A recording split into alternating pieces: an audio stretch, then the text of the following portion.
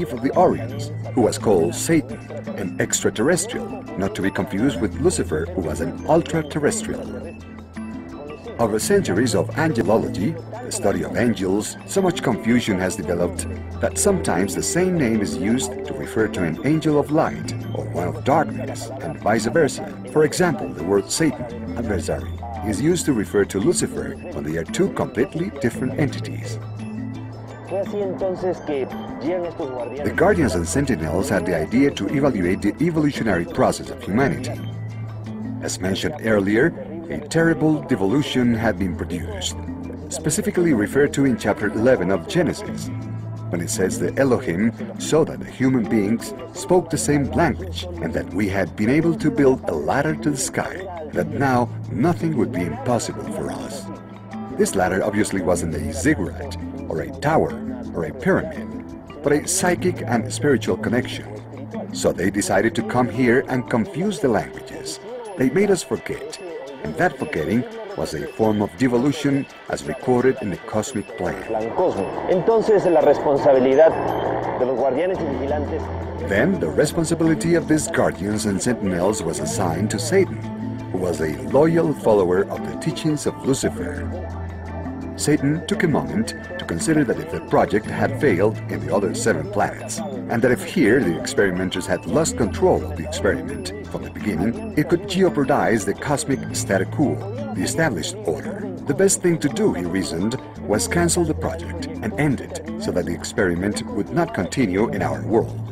Not all the Guardians and Sentinels were in agreement with Satan's point of view, and some of them stayed loyal to the cosmic plan, while others turned against it.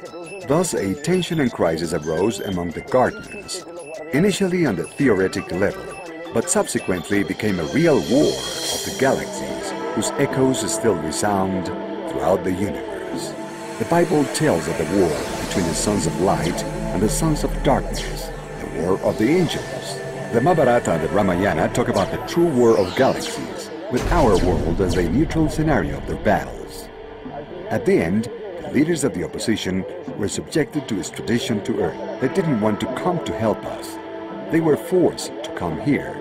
Even though not all the Orions participated with the dissidents, and many of them remained faithful to the cosmic plan, they were replaced by beings of Sirio, a greater clan, who along with the Pleiadians remained as guardians and sentinels. Those Orions who remained loyal were sent to the moons of Jupiter, and they remained there in mining colonies observing our planet, with hopes that someday they could act as planetary instructors and compensate for the damage that their fellows had caused us, or vindicate themselves as a civilization. Those beings that were deported here to the Earth should have changed their attitude, but that didn't happen. From the very first moment, they declared war to the death against humanity, and they tried to keep the cosmic plan from proceeding, so that humanity would not reach a level of evolution that they didn't want, or that they feared that the humans could achieve. They constituted a secret world government, fearsome and negative. These satanic forces started to conspire terribly against humanity. Being accustomed to living for thousands of years outside our world, they prematurely became old and died, becoming trapped in a 4th dimension here on our planet. Throughout history, they have influenced many human beings, persons with weak character and weak will. They connected these persons to politics, religion, and economy, to the leadership of the military, and to fashion and music, in order to sow worldwide chaos through these human agents and lead the world to its own destruction. The extraterrestrial beings of this terrifying and negative planetary regime are the ones who also somehow had influence over the Pleiadians to commit the serious transgression of having sexual relations with human beings on Earth. It was Semyasis, the boss of the 200 Pleiadians, who had sexual contact with the human beings. This is mentioned in Genesis chapter 6, when it says, "When the men started populating the earth and producing children, and the sons of God, the angels of heaven, seeing before their eyes that the daughters of men were beautiful, took as many as they wanted, and with them they procreated the ancient heroes of the past." That is how these 200 extraterrestrials had sexual contact and produced hybrids, mestizos, and were reunited in a group of 10 islands, the largest of them, Dundle Island, in the Atlantic Ocean. There they established their capital in Poseidon and Poseidopolis. As Plato mentions in his dialogues, Critias and Timaeus, as well as in the Republic. Such was the knowledge and technology received from the extraterrestrials by the Atlanteans that it allowed them to develop large experimentation labs. They manipulated the brains of dolphins and whales, contributing to the advancement of these two creatures. They also allowed the Atlanteans to travel beyond our world, toward the stars. They had the intention of establishing colonies on Malek, Terma, Yoma, a planet that would have existed between Mars and Jupiter, and they would use Mars as a springboard to get there. Because this would permit the Atlanteans to get far away from the evolutionary process of their planet and wouldn't affect it. They were allowed to pursue it. This is why we found a huge phase on Mars, discovered in 1976 by Viking 1 and Viking 2 in the Sidonia zone. Pyramids were also discovered in the Liceo zone, of what appeared to be ruins of large cities in the Utopia zone. The Atlanteans coexisted underground on Mars with a Martian race that would have received the Atlanteans with curiosity.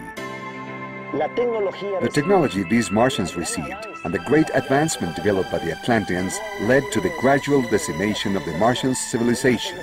It also attracted an asteroid of erratic orbit called in those times Marduk. It would have crashed against Terma, Yoma, or Maldek, and the resulting meteor shower would have rained destruction on the colonies of Mars. That same meteoric shower would have reached the Earth, first making impact on the Moon. The Earth trapped two big fragments that remained for a time as additional moons, meaning that at a certain moment of planetary history, we had 3 moons. Those additional moons would subsequently have been absorbed by the Earth. One of them crashed in the Pacific Ocean, leaving as an imprint the Philippines Basin of 11 kilometers in depth. Later, the other moon fell in the Caribbean, leaving as impact the Puerto Rico Basin of 9 kilometers in depth. This created a zone of magnetic aberration, where the line forces that go from pole to pole tend to curl, forming whirlwinds and vortices of electromagnetic forces that collapse space-time, opening gates to other dimensions.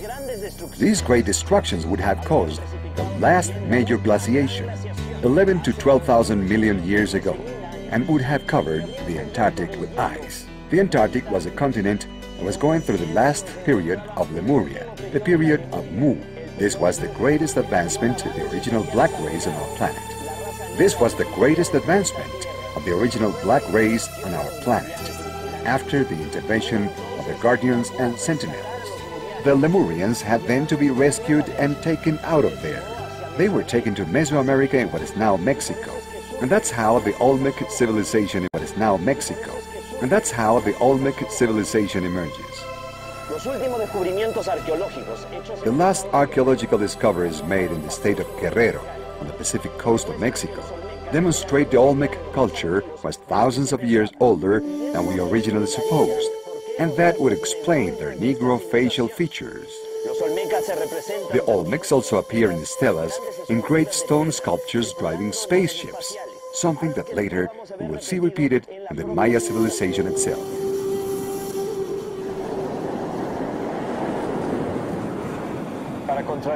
To counteract the nefarious effect of all these negative influences, 32 beings from 32 different civilizations were sent to Earth and landed in the desert of Gobi in Mongolia and founded the mythical Shambhala, the capital of the Dagartha kingdom of the extraterrestrial world.